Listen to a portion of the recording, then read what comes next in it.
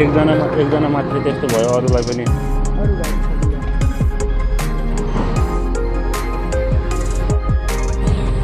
Hello guys, morning. स्वागत छ बेफाल्तुको भ्लगमा। फाल्तु भ्लगमा स्वागत छ। तिहार सक्यो, दिदीबहिनीहरूको घर फर्किने कार्यक्रम चलिरहेको छ। हाम्रो पनि काममा जाने कार्यक्रम चलिरहेको छ।